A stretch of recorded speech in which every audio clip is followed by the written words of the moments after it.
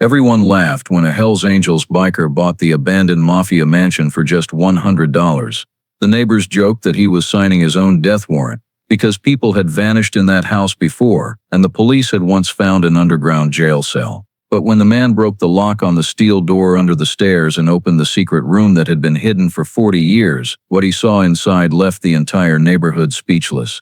Please subscribe to the channel and let us know in the comments where you're watching this video from. Caleb Hawk, Santoro, 52 years old, stood in the empty late winter Detroit bus lot with an old backpack and eyes that had seen more loss than most men experience in a lifetime. A former road captain for the Hells Angels and a Marine veteran, he had survived bombs and bullets, survived bloody clashes, but he couldn't survive the final fall, the death of Johnny Cross, his closest brother, ambushed in a deal 3 years earlier. From that day on, Hawk left the club, left California, left everything that had ever defined him. Detroit, Michigan, with its desolate streets and rotting houses, became the place Hawk came to start over, fixing bikes for just enough money to get by. No dreams, no plans, no future, just peace. The city was running the Detroit Land Bank auction program, liquidating houses seized from mafia and criminals at shockingly low prices, starting at just $100 to bring people back to the dead neighborhoods. Hawk didn't have much money, no family to return to, no goals to chase. He just wanted a roof, a shelter, a place where at night he didn't have to think he was the last one left. On the auction list, he saw a name that made the air feel a degree colder: the Belladonna Mansion, a villa once owned by the Belladonna Mafia family, abandoned for over 40 years after an FBI raid. No one dared buy it, no one dared live in it. Only rumors remained about missing children and former owners vanishing overnight.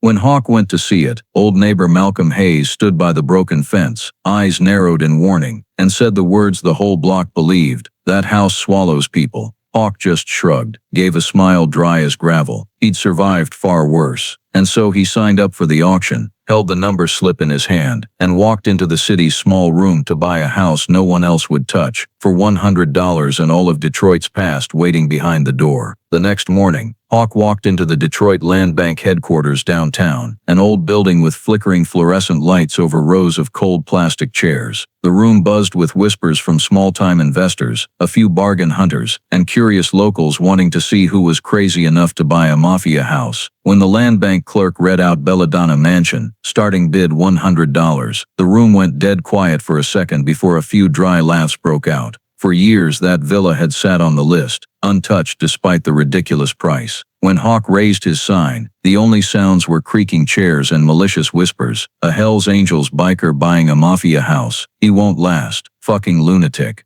Probably wants to tempt the devil. The land bank clerk, a middle-aged woman with thick glasses, looked at Hawk's file and leaned in to whisper, "Are you sure?" The last buyer ran off after 48 hours and left everything behind. Hawk answered in a low, calm voice like he was talking about the weather. "I just need a roof. It's past. I can handle it." A few people smirked, seeing him as some biker trying to prove something. Then a young man in a gray suit stepped up, dressed way too sharp for the crowd. He held out his hand, smiling with his mouth but not his eyes. "Alex Lawson, I represent a private real estate group. You trying to die? That villa isn't for living in. It's cursed." Hawk looked him dead in the eye, a stare cold as steel. No anger, no challenge, just the endurance of a man who'd lived multiple lives. "If it once belonged to the devil," he said slowly, "I'll turn it into a home." Alex laughed, but it was the laugh of someone who knew things others didn't. He threw out a challenge the whole room heard. "If you survive the first 3 nights, I'll pay you 100 times over to buy it back." Hawk nodded without thinking. He signed the papers, took the keys, and the whispers turned to uneasy silence, like they were watching a man volunteer to walk into a tiger's mouth. As Hawk left the hall, a young woman standing by the door, with hair black as the shadows behind her, tilted her head and whispered just loud enough for him, "Belladonna never disappeared. They're just waiting for some fool to walk in." Hawk didn't answer, just gripped the keys tighter. He stepped outside, Detroit wind slapping his scarred face. A $100 mafia mansion was his, but in exchange for the whole city's stare at a suicide case. Hawk rode his old Harley through Detroit's twisting streets, the gray sky reflecting off the cracked visor of his helmet. When he turned into Indian Village, the air changed completely. Quieter, heavier, like time here moved decades slower. Indian Village had once been Detroit's pride with its old European-style mansions, but now only ruins remained. Collapsed roofs, rotting window frames, and lawns so overgrown they swallowed the paths. And then Hawk saw it, Belladonna Mansion, standing in the middle of the block like an ancient shadow that refused to die. The three-story red brick villa looked like a war survivor, walls cracked like spider webs, patches of brick fallen away exposing gray foundation, balcony railings twisted like they'd been bent by bare hands. The thick oak front door was rotted, rainwater soaking in to create long black streaks like tears. Two stone angel statues flanking the entrance both had their heads broken off, severed arms fallen at their feet, looking from afar like failed guardians of whatever was inside. Hawk parked the bike, took off his gloves and stared at the house for a long time. It didn't scare him. In fact, Hawk had lived in worse places, crumbling barracks in Fallujah, burned-out biker camps in Nevada, cheap motels where he slept with a knife under his pillow. But there was something strange about this mansion, a feeling like it was staring back, judging whether he was friend or intruder. When Hawk pushed the front door open, the hinges screamed a long, piercing, spine-chilling sound. Inside was pitch black, the dim outdoor light only enough to illuminate drifting dust particles. The smell of damp rot, decayed wood, and old metal mixed into the signature stench of places forgotten too long. The living room was so vast his footsteps echoed everywhere. On the ceiling hung a cracked crystal chandelier, shards fallen onto the mottled mosaic tile floor below. Italian paintings on the walls, portraits of generations of belladonnas, had all been slashed from forehead to chin, as if someone deliberately erased their faces. Wind through broken windows made the dusty curtains sway, creating the illusion someone was standing behind them. Hawk went deeper into the library, where bookshelves leaned crooked, books scattered across the floor like a battlefield of abandoned knowledge. Many books were charred at the corners, some pages stamped with dirty boot prints. On the walnut desk sat a pristine 1972 Detroit map, but the glass cover bore a cut-open FBI seal. That told him one thing: someone had been here after the 1984 raid. Hawk quietly moved to the dining room. The long room with stained glass windows had surely once hosted lavish belladonna family dinners. Now the filthy tablecloth still hung crooked, as if yanked in a hurry. Unwashed dishes, broken glasses on the floor, dried red wine stains like blood. Everything looked abandoned mid-chaos, like someone stood up in the middle of dinner and never came back. Back in the living room, Hawk noticed something he'd missed. Right under the staircase to the second floor was a gray steel door nearly 2 meters tall, thicker than normal. The lock wasn't residential. It was prison grade or underground syndicate holding cell style. Long scratches ran from the middle of the door to the wood floor like claw marks or metal scraping. Though it felt off, Hawk just sighed, telling himself he'd check it later. He spent the rest of the evening clearing the living room and laying out an old mattress to sleep. The house lights flickered constantly, wind whistling through cracks sounding like whispers. Sometimes Hawk heard very light footsteps upstairs or something like a chair dragging. He told himself it was just wood settling or normal old house noises, but at exactly midnight, when everything was silent, Hawk heard a sound he couldn't explain. 3 knocks, slow, hard, clear, and coming from right under the floor where he lay. Knock, knock, knock. Hawk rose slowly, placing his palm on the cold wood floor to confirm what he'd heard. 3 knocks, not random, not faint like coincidence, but the knocks of a human begging for help. He moved to the edge of the stairs, eyes locked on the gray steel door under them, the only thing in the house that still looked intact. After a few seconds of hesitation, Hawk turned on his phone flashlight and approached. The industrial lock was nearly 2 inches thick, rusted but solid. He yanked the handle. It didn't budge. Instead of giving up, Hawk checked the hinges and spotted faint cut marks like someone had tried tools before and failed. He went out to the bike, grabbed a crowbar from his toolkit, wedged it into the gap and threw his weight in, every muscle in his arms straining under the old leather jacket. A sharp metal screech, then a loud crack echoing through the dark living room. The lock snapped off, the steel door swinging open with a sigh like the house's lungs had been forced awake after 40 years buried. Hawk shone the light down the pitch-black stairs. The air was colder, thicker, like below wasn't a basement but a deep stomach-swallowing light. He descended step by step, boot echoes ringing in a space built like a military bunker. This basement wasn't like any civilian one. It was almost as big as the whole house, poured concrete walls, air ducts running across the ceiling, Old 1970s style security cameras the Belladonas used. In the left corner was an interrogation chair, leather straps still attached, iron seat stained rust and something dark brown like blood. To the right, a nearly 2-meter industrial safe, door shut tight, surface blackened like someone tried to burn it open. Hawk swept the light farther, a narrow brick tunnel stretching far behind the house. He guessed it connected to the woods out back, the Mafia's escape route. The air carried the faint smell of old metal and the familiar stench of places that once held people lingering fear. Hawk walked slowly down the main corridor, each step kicking up dust, flashlight beams catching scratches on the walls. Some sections were dented deep, like someone had punched them hundreds of times. A heavy feeling hit Hawk's chest, the same as when he'd entered prisoner rooms in Iraq, old pain that never leaves. Near the end of the corridor, Hawk stopped dead, a tiny sound, very tiny, from the last room, a stifled sob, not pipes, not an animal, but a cry suppressed to the point of despair. Hawk took a few steps forward,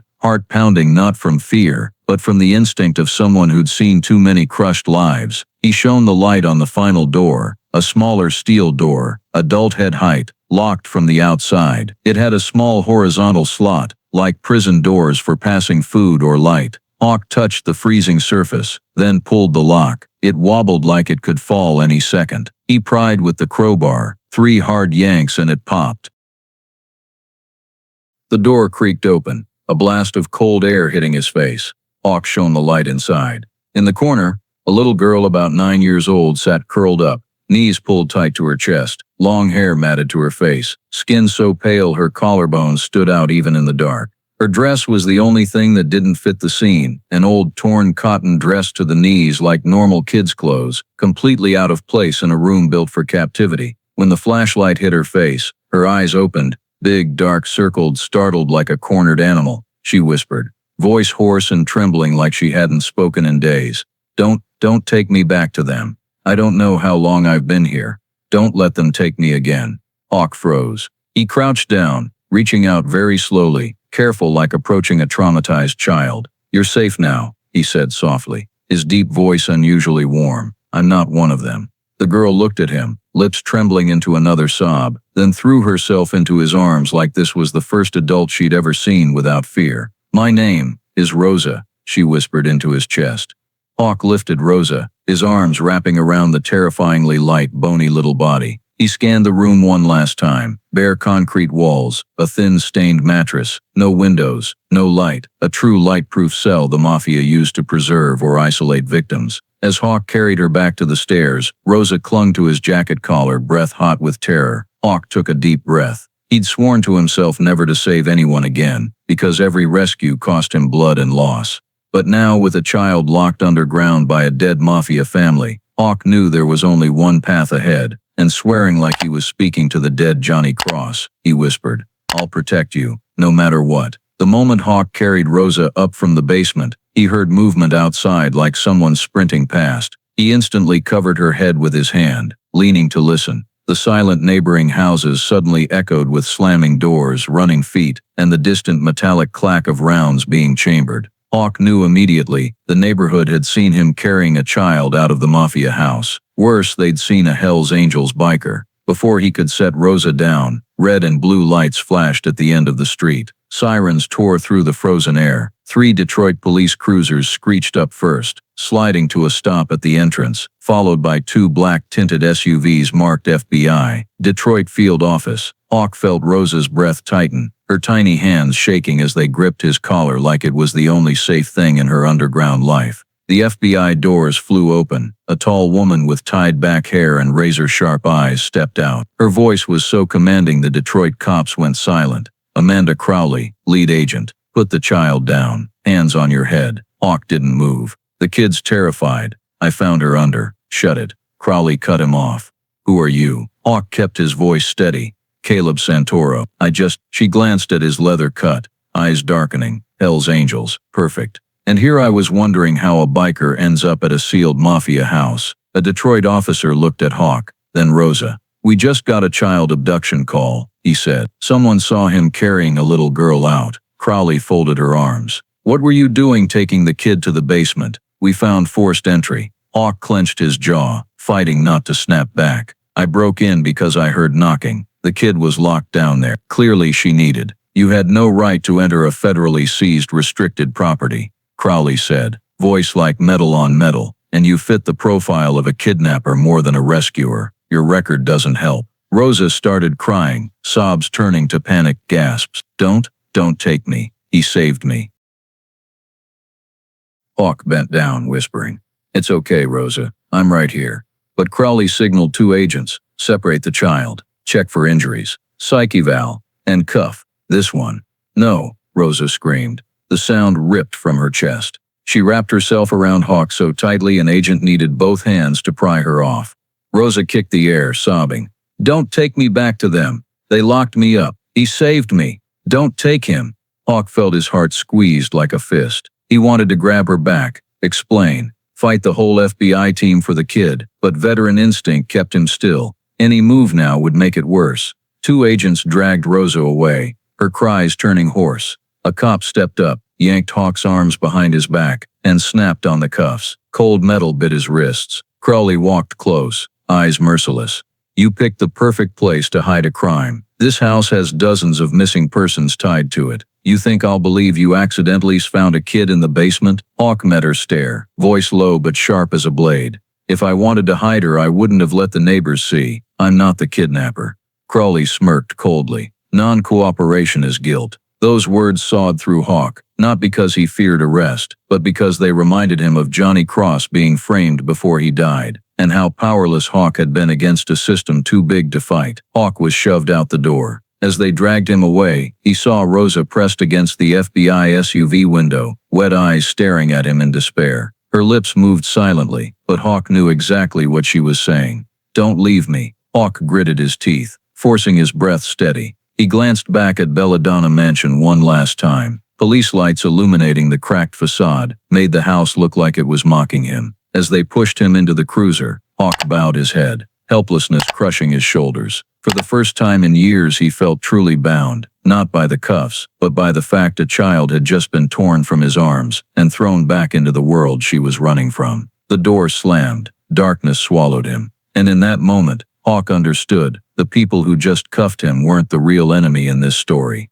The true terror waiting ahead were the ones who built that basement under the house, the ones who would definitely come back for Rosa. And Hawk, even C9 in cuffs, had only one thought. He had to get back to that little girl, whatever it took. Hawk was released just 3 hours later, not because the FBI believed him, but because they had zero evidence to charge him. Crowley looked at him like he was a slick liar, but the law was the law. Walking out of Detroit Police Headquarters, Hawk said nothing, just pulled his leather jacket tighter, went straight to the lot, and fired up the Harley like the engine roar was the only thing keeping him balanced. He rode back to Belladonna Mansion, in the cold gray dusk, but the second he stopped the bike, Hawk knew something was wrong. The front door he'd closed tight was now ajar, the lock dangling broken. No sound came from inside. Too quiet, the house holding its breath waiting for him to walk in. Hawk stood frozen for seconds, old soldier instincts kicking in. He pulled the folding knife from his pocket, eased the door open, eyes scanning the living room fast. Everything was tossed.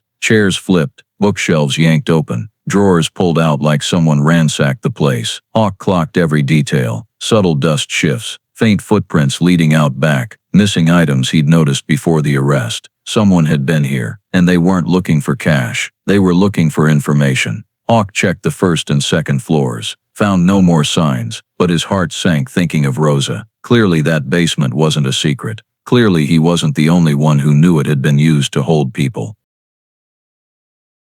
As he stepped into the yard, old Malcolm Hayes appeared from next door, cigarette shaking in his hand, face full of worry. "You're back," he whispered, glancing around like someone might hear. "I was gonna come tell you, but I didn't dare." "Someone broke into my house," Hawk said flat. "You see anything?" Malcolm swallowed hard. "3 Italian guys. Black suits. They came right after the cops took you. Didn't knock. Just walked in, left as fast as they came." Hawk crossed his arms, heat burning the back of his neck. "They say anything to you?" Malcolm shook his head. "No, but I know their type." He pointed at the house. "This place, the last thing you want to do is dig into its past." Hawk wasn't afraid of the past, but he was afraid of what had survived it. And they were hunting Rosa. back inside to search closer. Hawk followed the footprints to the library. A bookshelf had been shoved aside, revealing the brick wall behind. One brick was looser than the rest. Hawk pried it with the knife. It fell out, exposing a hollow. Inside, wrapped in old moldy leather, was a thick notebook tied with rope. Hawk pulled it out, dust rising like ashes from burned memories. The cover was carved initials. IB. Opening the first page, delicate handwriting appeared. Diary of Isabella Belladonna. Hawk sat on the cold wood floor, flipping pages, eyes racing over lines telling a story Detroit had never fully heard. Isabella, youngest daughter of Mafia boss Lorenzo Belladonna, was the only family member with a conscience. The diary detailed the human trafficking ring, children brought to this mansion to be broken basement interrogations, and how Isabella secretly fought back by sneaking a few kids to safety. But the page that chilled Hawk was near the end. There is one child who carries Belladonna blood, the last one. If she is found, the family will rise again. If she is hidden, the world will be safer. Isabella wrote that she hid the child, a little girl, the last direct descendant, before the FBI raid. But FBI files never mentioned finding a baby. And now Rosa had appeared in the basement. Hawk drew a deep breath. The full picture formed. Rosa wasn't just a victim. She was the final piece that could resurrect the Belladonna family, and the men in black suits were descendants of those who once served them.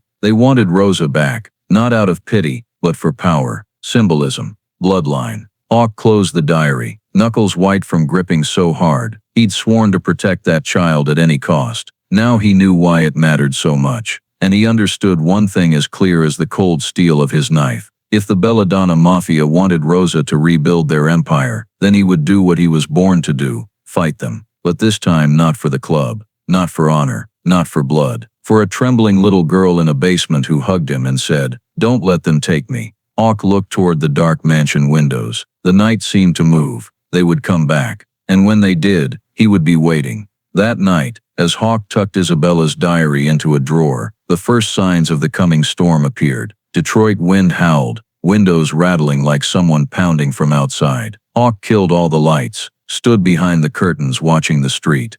Everything unnaturally calm, too calm. Then a black sedan crawled to the corner, idling without shutting off. Next came a Cadillac Escalade SUV, blacked out windows, tires jumping the curb like traffic laws didn't exist. Hawk recognized the type instantly. Cars without normal plates, the kind Italian mafia used more than Detroit civilians. A figure stepped out of the Escalade, perfectly tailored black suit, red tie, slicked back shiny hair, face sharp, eyes cold and upturned at the corners, like a snake's. He walked with the confidence of a man who believed the whole block belonged to him.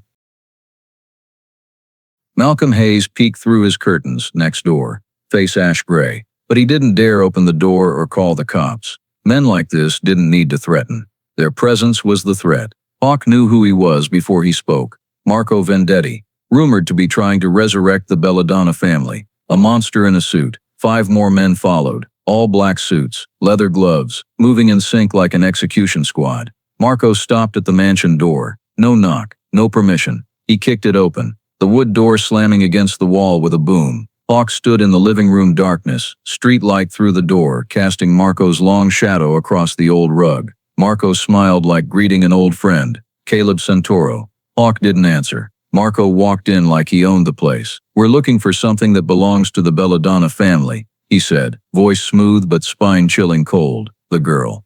She belongs to us." Hawk tightened his grip on the folding knife, eyes never leaving the staircase area where Rosa was hidden behind boards. "There's no girl here. Don't lie to me," Marco replied, tone still even. "The whole city knows you carried her up from the basement. The last child with Belladonna blood, the key to bringing the family back." Hawk ground his teeth. "I saw a kid locked underground. I didn't see any family." Marco's smile faded. "You don't understand, biker. The girl is a symbol, power, and my family always takes back what's ours." He snapped his fingers. 2 goons charged at once. Hawk backed up, dodged the first punch, slashed the second guy's arm with the knife, but the other landed a fist in his ribs, sending him crashing into the wall. Pain shot through his chest. Hawk realized he wasn't as fast as his 20-year-old Marine days, but he stayed on his feet. "Hold him," Marco ordered. 2 men pinned Hawk, slamming him to the floor like a sandbag. A boot to the gut dropped him to his knees. Marco crouched, not touching him.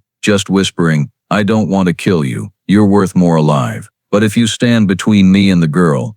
He tilted his head, eyes glowing like a predator. "You'll die slow." Behind the stairs, Hawk heard a tiny cry, Rosa's stifled sob. She'd seen everything. One goon stepped toward the stairs, bending like he was searching. Hawk surged up, head-butting the guy hard, but another kick to his shoulder sent him sprawling. Marco frowned, irritation flashing. "Take him down." The two men holding Hawk pounded fists into his back and chest. He tasted blood, breath ragged, but Hawk had survived war. This pain wouldn't kill him. Pinned against the wall, Hawk glanced at the stairs and saw Rosa's eyes through the wood slats, wide, terrified, trembling, but still clinging to her only hope, him. Hawk drew a deep breath, remembered the tunnel the FBI had mapped in the basement, the only escape if surrounded. He roared, twisted with everything he had, dragging both men down with him. While they cursed, Hawk crawled to the basement door, kicked it open. He bolted down the dark stairs, heart hammering, footsteps thundering behind him. Marco yelled, "Don't let him escape. The girl's down there." Hawk leaped the last steps, spun and shouted, "Rosa, now." She burst from hiding, running to him, tears streaming. Boots pounded behind them. Hawk scooped Rosa up, sprinted into the narrow brick tunnel the FBI had once marked, leading out behind the mansion. By the time Marco and his crew reached the bottom, Hawk had melted into the darkness. Behind him, Rosa sobbed, voice breaking, "Don't let them get me. Please don't let them get me." Hawk knelt, cupped her face. "I swear," he said, voice raw with pain and rage, "they won't touch you, not while I'm breathing." In the tunnel darkness, Hawk knew one thing. The war had officially begun, and he would protect Rosa, to his last breath. Hawk ran endlessly through the dark tunnel, his breathing ragged and heavy like stones grinding in his chest. The brick ceiling was so low he had to hunch over, clutching Rosa tight to his chest to shield her from the rough edges. The Mafia footsteps chasing behind gradually faded, then vanished completely into the darkness. Hawk stopped at the tunnel exit behind the mansion, where the opening was concealed by thick overgrown bushes near the small woods connecting to Detroit's abandoned lots. He set Rosa down on the ground, braced his hand against the wall, and tried to catch his breath. The little girl gripped his jacket tightly, her hands shaking so hard her nails dug into his skin. "Uncle, they're coming back," Rosa sobbed. Hawk placed his hand on her head, his voice low and solid as tempered steel. "I know, and I won't let that happen."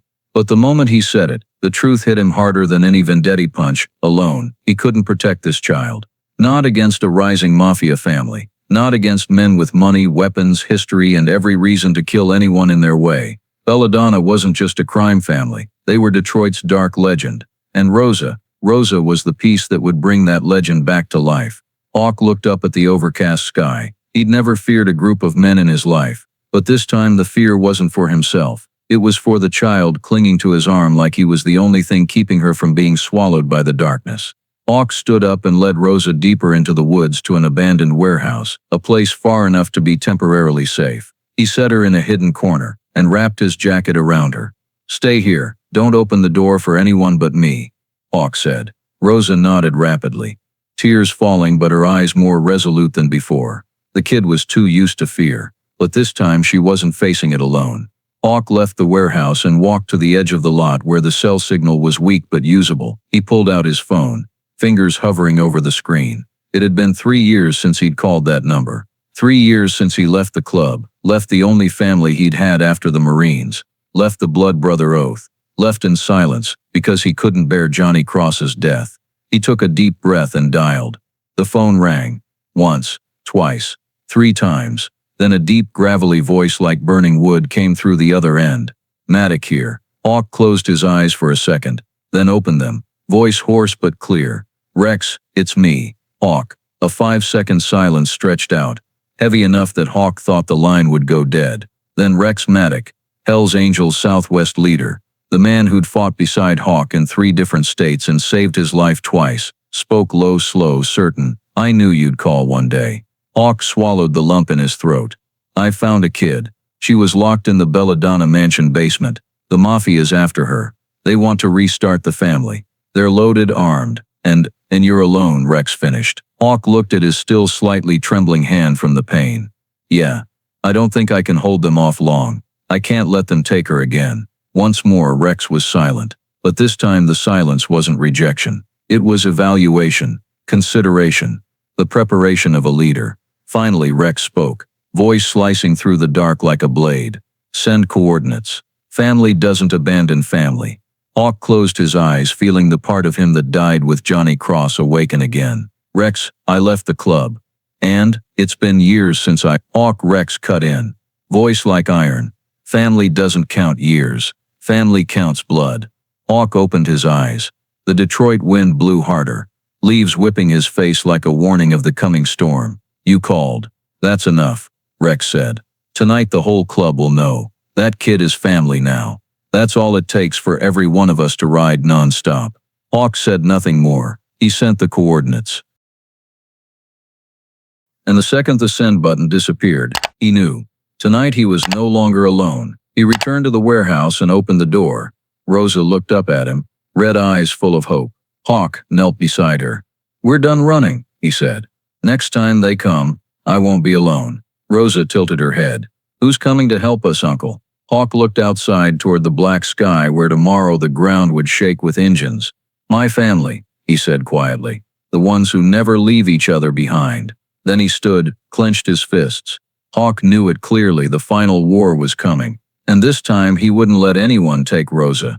Not the Belladonna Mafia, not Marco Vendetti, not a single soul still clinging to that bloody past. Hawk prepared for the endgame. In the darkness, he felt the old familiar spirit, the Hell's Angel's soul, returning to him like war drums. The storm had arrived. But this time, the storm was on his side. Hawk led Rosa back to Belladonna Mansion just before night fell, the Detroit sky darkening like a curtain rising for the finale. He couldn't leave Rosa in the woods while the Mafia hunted.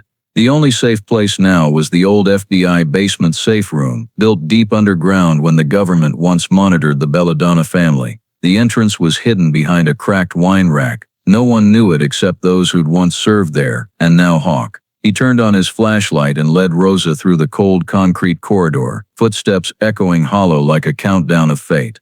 When they reached the final room, the witness safe room, Hawk locked the iron door, the metal clang sealing them off from the world above. Inside was a space big enough for two, thick concrete walls, one dim yellow bulb hanging from old wiring. Rosa curled up on the folding cot the FBI had left 40 years ago. Hawk pulled a wooden chair close and sat, watching her in the faint light. You cold? He asked. Rosa shook her head, but Hawk still gave her the army blanket he'd found in a locker. She wrapped it around herself, small hands poking out, still trembling slightly. For a long while they were both silent, only slow breathing and the wind whistling through the air vent. Then Rosa spoke, voice tiny like she was afraid to wake hidden monsters. Uncle Hawk, why did you come back for me? Everyone else left me. Hawk leaned against the wall, eyes clouding with memory. Rosa didn't know it, but she'd hit the exact spot that hurt him most. Because I used to be you, Hawk said slowly, each word pulled from an old scar. When I was 19 I was locked up too, left behind. No one came back. Rosa looked up, big eyes reflecting the yellow light. How did you get out? Hawk smiled. A joyless smile, just the smile of someone who survived by luck and blood. An old soldier pulled me out. He said no one deserves to live in the dark. From that day I swore, if I ever saw someone like the kid I used to be, I wouldn't leave them. Rosa clutched the blanket tighter. I'm so scared, she whispered. They know me. They'll find me. Are you sure they can't get in here? Hawk placed a hand on her shoulder. I'm sure of one thing, he said. They'll have to go through my dead body first. Rosa bowed her head, tiny shoulders shaking, but this time not just from fear. She was feeling for the first time in her life that someone stood between her and the horror. Suddenly a loud crash echoed from above, car doors slamming, footsteps, then the metallic clack of rounds being chambered. Hawk stood instantly and went to the small vent to peer at the back lawn. In the moon's silver light, he saw a group of black-suited men gathering, more than 10, heavily armed, rifles, pistols, bulletproof vests. The leader lit a cigar, the flame flickering in the night. Marco Vendetti. Tear this house apart, Marco said, voice echoing down like metal scraping stone. The girl's somewhere under my feet. Find her, even if we have to rip out every brick. Crashing doors, splintering wood, Furniture smashing made Rosa jump into Hawk's arms. He held her tight, covering her ears to muffle the terrifying noise from above. "They haven't found the way down yet," Hawk said. "The real entrance behind the wine rack is locked from inside. They're still on the first floor." But inside he knew it was only a matter of time before the Mafia found what they wanted. Both he and Rosa heard the huge crash, chairs flying, bricks falling, then Marco roaring. "Search the basement too. The girl can't just disappear." Rosa trembled hard, tears soaking Hawk's arm. "Uncle Hawk, if they find us, what will happen?" Hawk crouched down, wiping her tears with his thumb the way Johnny Cross once did for him when he first joined the Angels. "Listen to me," he said, voice low and certain, the voice of a man who'd already decided to die if needed. "Tonight there's gonna be a storm, a huge storm, but you're not alone in it." Rosa looked at him, watery eyes holding a spark. "What kind of storm?" Hawk glanced at the vent where moonlight striped the floor and a very distant, very faint engine rumble began vibrating the ground like an undercurrent. "A storm coming to stand on your side," Hawk said, a fierce smile flashing. "My family's storm." Then he stepped away, checked his knife and gun, and took a deep breath like a warrior, ready for the final battle. Above, the Mafia search grew more violent. Below, Hawk stood in front of Rosa like a wall. In that breathless moment both knew, tonight would decide everything. And Hawk swore by the life he'd clawed back from the abyss that he would not let the darkness touch Rosa, not while he still breathed. The distant engine noise started as a faint buzz in the night, but second by second it grew louder, clearer, heavier, until the ground beneath the basement trembled slightly. Hawk held his breath and listened. It wasn't just any bikes. It wasn't even the Hells Angels coming to save them. It was the cold steel sound of Mafia Cadillacs sliding over asphalt. Rosa grabbed Hawk's sleeve, eyes panicked. "They're here, aren't they?" Hawk crouched down, looking into her wide, trembling eyes. "Yeah, but I'll stand in front of them. No one's taking you." Above, tires crunched on the gravel driveway like shovels digging into earth. Hawk went to the vent and looked out through the narrow slit, and the sight made even a man who'd walked through war clench his fists. 15 gleaming black Cadillac Escalades lined up tail to tail down Indian Village Street like a devil's funeral procession. Doors opened in unison. Over 30 men stepped out. All black suits, leather shoes, gloves, guns under jackets, faces cold as ice in the yellow streetlight. Marco Vendetti led, stepping from the first car. He pulled out a cigar, lit it, the flame illuminating his sharp, merciless eyes like a blade at someone's throat. "Surround both blocks," Marco ordered, voice low and even like a man used to commanding in the dark. "The girl's somewhere close. Tonight we end this." Malcolm Hayes's house went dark instantly. Shutters slammed from inside. The house across the street did the same. Indian Village residents didn't need telling. When the Mafia shadow fell, the only way to survive was silence and disappearing from windows. No one dared look. No one dared breathe loud. Detroit had once trembled before the Belladonna family, and now that shadow was back. In the basement, Rosa curled tighter, hands gripping the blanket edge. "Uncle, there are so many." Hawk placed a hand on her head, then stood tall, rolling his shoulders back. "Stay here, don't come up. No matter what you hear, don't open the door. I'll be back." Rosa grabbed his hand for a second, eyes begging him not to go, but Hawk only nodded once and turned away. He climbed the stairs to the living room. His steps were heavy but sure, as if each one was placed not just by his strength but by the oath he'd sworn in the tunnel darkness. Protect Rosa to his last breath. When Hawk opened the front door and stepped into the yard, the icy Detroit wind slapped his face. 15 black Cadillacs lined up like an army of darkness facing him, and in front of them stood Marco Vendetti in his perfect suit, like he was attending his own coronation. Marco looked at Hawk and smirked, the half-smile of a man who knew he had an army, while his opponent had only 2 fists. "Caleb Santoro," he said, voice carrying across the silent block. "Gotta hand it to you, you're stubborn. You should be running by now. You know you can't keep the girl." Hawk stood 10 meters away, streetlight shining on his old leather cut, highlighting scars like a map of his life. He said nothing. Marco took a step forward, hands in pockets like he was strolling. "That child doesn't belong to you. She's Belladonna blood. Symbol. Key. A family can't die if it still has an heir." Hawk remained silent, eyes darkening like the night behind him. Marco laughed louder. I don't want to kill you, Santoro. But I will if you stand between me and my family's bloodline. One old biker can't change history. Hawk drew a deep breath, his shadow long on the steps. History doesn't raise a child, he said quietly, but his voice rang clear as a stone dropped in a well, and she doesn't belong to you. Rosa isn't a tool to rebuild any empire. Marco frowned. He hated hearing Rosa's name from Hawk's mouth. So you're choosing her side. Hawk nodded once, hard, to my last breath. Marco exhaled cigar smoke, glanced at his men, and said, "Take him." 30 armed men raised guns and advanced like a wave of darkness. But Hawk didn't move. He stood in the yard like a rock in a flood, unshaken, unmoving, eyes holding a terrifying calm, the calm of still water before the biggest storm. In Hawk's ears, the distant engine noise rose again, but different this time. Not Mafia, not Cadillacs. A low, massive, earth-shaking roar. The sound any biker recognizes from half a mile away. Hawk stared straight at Marco, eyes flashing a light that made the Mafia boss freeze. "The storm's here," Hawk said. "But it's not your storm." And from the end of the street, Harley thunder cracked like the heavens splitting. The sound of hell. The sound of family coming home. He was no longer alone. The Hells Angels storm had arrived. The air in Indian Village was stretched like a steel wire about to snap as 30 Mafia gunmen advanced on Hawk,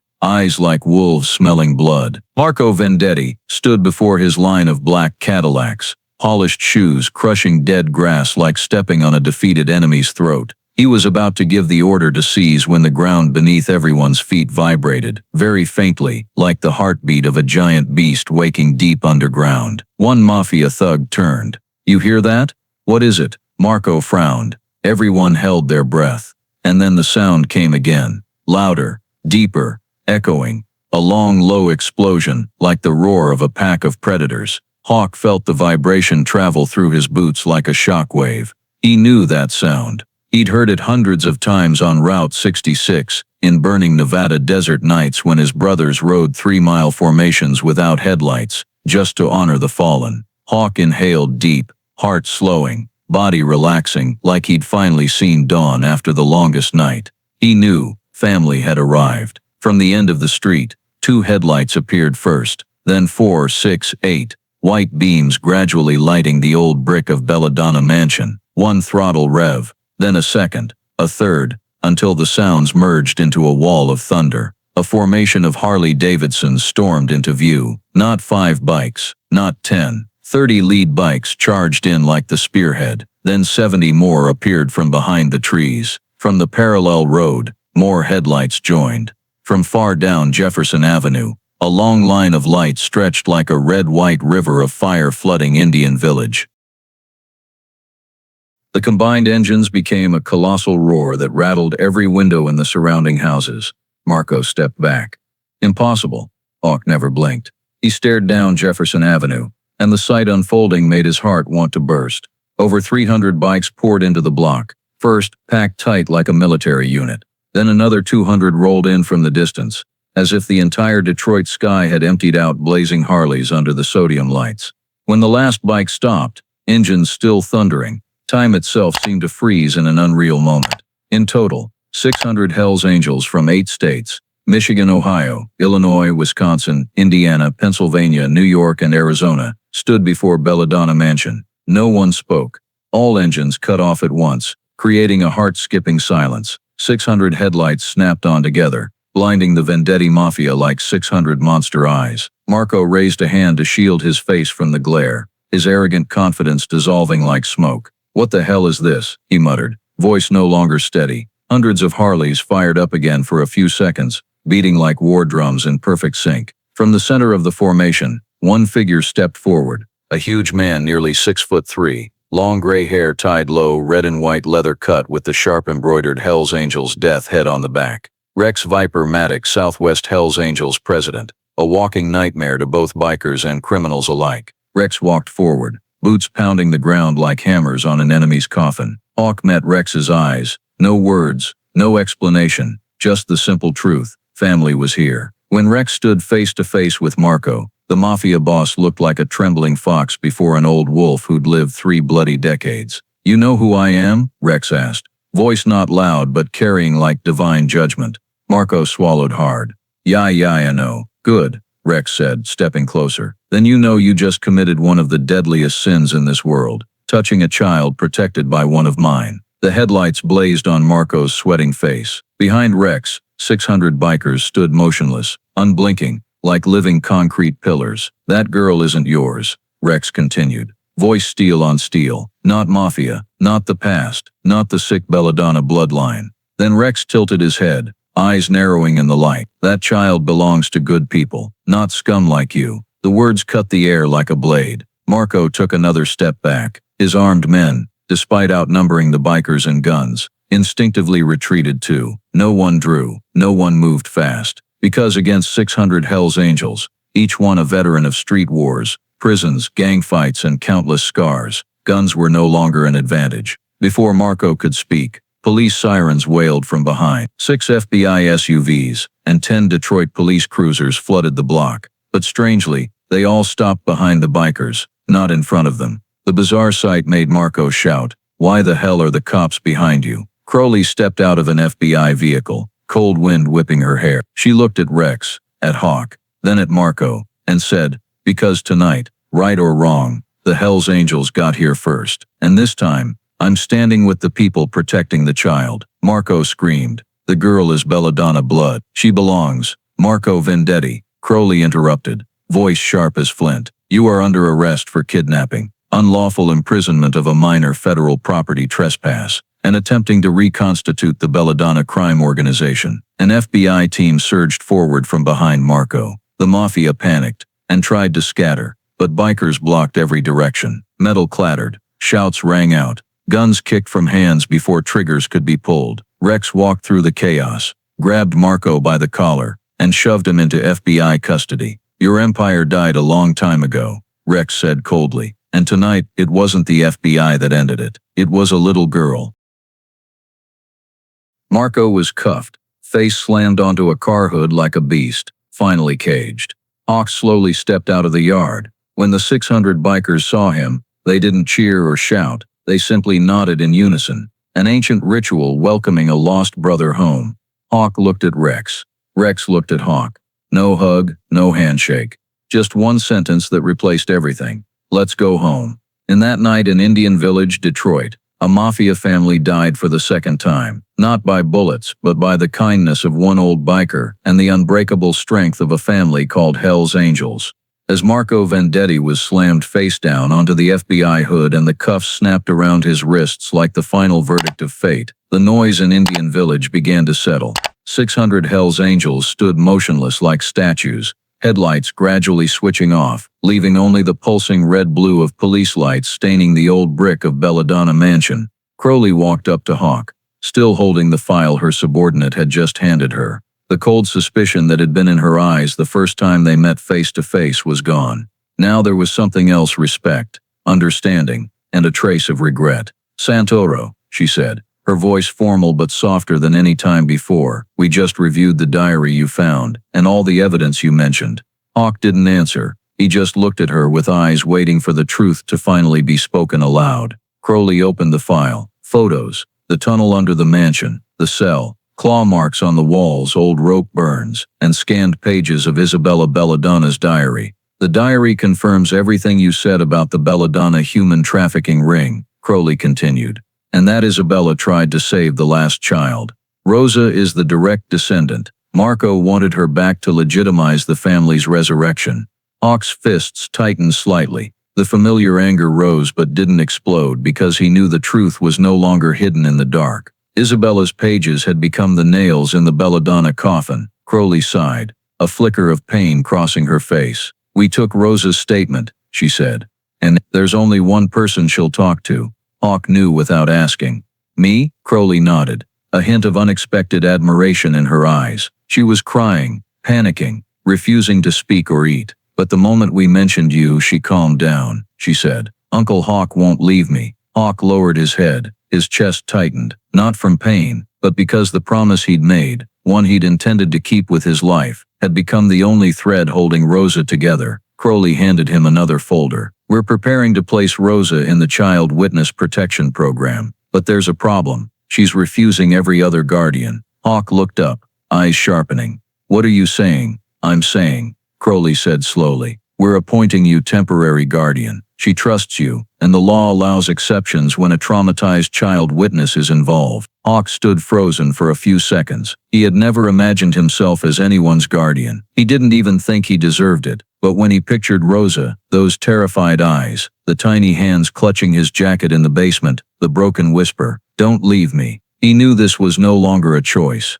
It was duty. It was the debt of a life he'd been lucky enough to redeem. "I'll take it," Hawk said without hesitation. Crowley gave a small, genuine smile, the first since they'd met. "Good. She'll be thrilled." At that moment, the mayor of Detroit arrived with 2 council members, faces tense. They had just witnessed 600 bikers line up like an army to protect one child, and they knew the city had treated Hawk like a criminal all week. "Mr. Santoro," the mayor said, voice low but sincere, "on behalf of the city of Detroit, I apologize." Hawk didn't turn around. He just answered, "Don't apologize to me. Apologize to the kid." Those words silenced the entire block. Even the stone-hard bikers dipped their heads slightly. The mayor nodded. "No argument.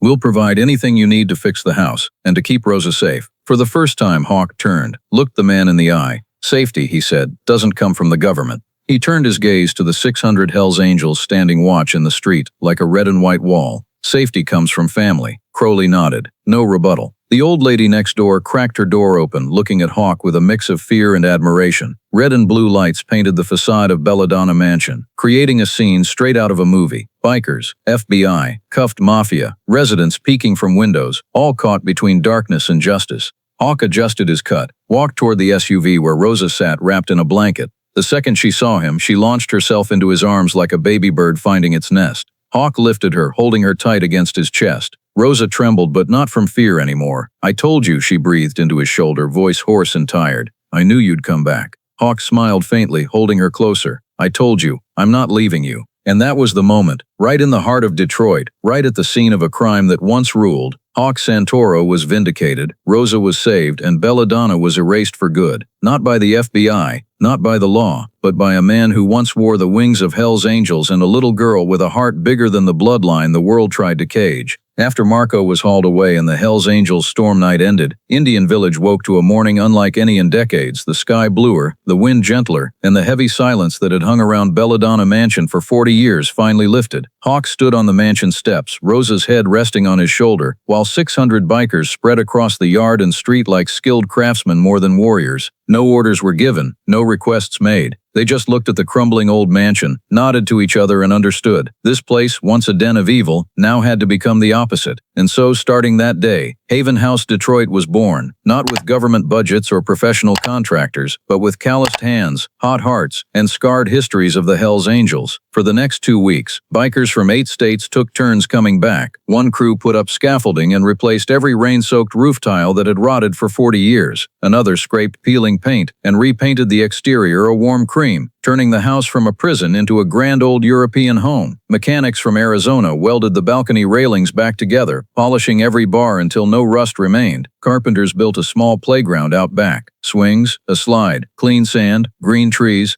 Men covered in tattoos, men's society once eyed with suspicion, now lifted every board, every piece of metal, as if they were fixing pieces of their own lives. Hawk stood in the middle of it all, working and watching, feeling something he hadn't felt since Johnny Cross died, a complete family. Every night Rosa sat on the second-floor balcony, legs swinging, watching the biker uncles work below. She slowly opened up, smiled more, slept deeper. When Haven House officially opened, 2 full-time social workers and 1 young therapist were assigned. Rosa began weekly therapy. In her first session, she hugged the teddy bear Rex Maddock had given her and said, "I don't want to be hidden anymore." That was the first time Rosa spoke not of darkness, but of wanting to see the light. Hawk walked Rosa to the elementary school 4 blocks away.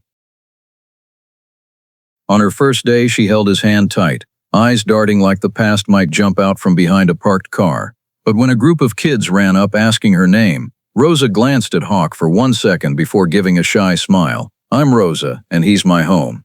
Hawk said nothing, but his heart clenched in a warm way he thought he'd never feel again. The Detroit community, terrified of Belladonna Mansion for decades, began to change. Indian Village residents watched bikers build playgrounds, plant trees, paint walls. Not destroying, not causing trouble, not making noise, just working with the care of people who wanted to fix what they didn't break but were willing to take responsibility for. Local teens who used to loiter now came to watch, asked for water, then asked to carry lumber. Old ladies brought cookies to the workers, saying thank you for bringing this place back to life. The man who once called the cops on Hawk now knocked on the door, apologized, and offered to plant flowers around the yard. Crowley herself attended the Haven House opening, stood in front of the press, and said Hawk had saved a child and ended a criminal legacy. But the words that touched Hawk most came from a neighbor boy. "Mr. Hawk, are you a hero?" Hawk knelt down, wiped his hands on his jeans, and placed one on the boy's shoulder. "I'm just someone who didn't want to watch anyone get hurt anymore." When night fell, Haven House glowed golden from every window. Rosa ran around the playground, giggling, black hair flying in the wind. Bikers sat on the steps drinking coffee, talking, looking no different from ordinary neighborhood dads and uncles. From a distance, Indian Village no longer carried the shadow of guilt but the image of rebirth. A place once swallowed by darkness now pulled back into the light by the most misunderstood people in society. And in that warm glow, Hawk understood he hadn't just saved Rosa. He had saved himself, saved a neighborhood, and saved a legacy once ruled by darkness. Haven House, Detroit officially became the safest place for children who had been hurt. A place built by bikers. A place the Detroit community no longer feared, but began to cherish. 1 year later, spring returned to Detroit with a soft light Indian Village had forgotten for 40 years. Belladonna Mansion, now Haven House, Detroit, was no longer the black shadow threatening the block. Instead, every window glowed, warm yellow light spilling out like a beating heart. Children's laughter rang from the backyard, calls to slide, little feet running, innocent cheers. Rosa, hair in a high ponytail, was kicking a soccer ball with 2 other kids. Every now and then she glanced toward the porch where Hawk sat on the wooden chair he'd fixed himself. He leaned forward, elbows on knees, watching the kids play, eyes that once held only darkness now calm as still water. From afar came the familiar rumble, not the violent thunder of that stormy night, but warm and slow like an old greeting from brothers. 6 Harleys rolled into the yard and parked in a neat row. Rex Viper Maddox stepped off first, followed by the others, men covered in tattoos who once knew only chaos in the streets. Now they came as uncles to the kids in the house. Hawk stood as Rex climbed the steps. "Nice place," Rex said, looking around with pride. "Nobody thought you could turn this hellhole into paradise." Hawk gave a half-joking shrug. "Had family helping." Kids ran past, laughing loud. One curly-haired boy hugged a biker's leg. The man laughed deep and lifted the kid high into the air. The sight, right in a neighborhood that once died from crime, was so beautiful and strange that Hawk couldn't stop his smile. Rosa came running, out of breath after kicking the ball hard. She jumped onto the porch, wrapped her arms around Hawk from behind, small hands circling his neck. "Uncle," Rosa laughed, cheek pressed against his leather cut. "You're my home." Hawk placed his hand over hers, closed his eyes for a moment. Just that one sentence erased every year he'd thought his life only deserved darkness. He turned, looked at Rosa, at Rex, at the glowing house and the bikers setting the outdoor dinner table. Hawk took a deep breath and said, as if speaking to himself, to Johnny Cross and to every ghost in his life, "Every darkness is afraid of good people walking in." Rex smiled, placed a hand on Hawk's shoulder, not praise, not congratulations, but the deepest acknowledgement a leader can give a brother who found the right path. As the sun set over the Detroit horizon, the Hells Angels fired up their bikes, golden headlights cutting through the last rays of daylight. Hawk stood on the porch, Rosa beside him, her small hand in his. The 6 Harleys rolled slowly out of Haven House, engines low and warm like a song of freedom. Behind them, the house stayed lit, and children's laughter never stopped. The Belladonna story ended here, not with violence but with kindness, not with blood but with protection, not with threats but with family. And as the Harleys disappeared behind the Indian Village trees, the story closed on the image of bikers continuing to guard what is right, in a way this world rarely acknowledges but must never be allowed to forget. If you love emotional stories about kindness, courage, and humanity, hit subscribe so you don't miss a single new episode. Join us on the next journeys where bikers write acts of goodness that move the whole world.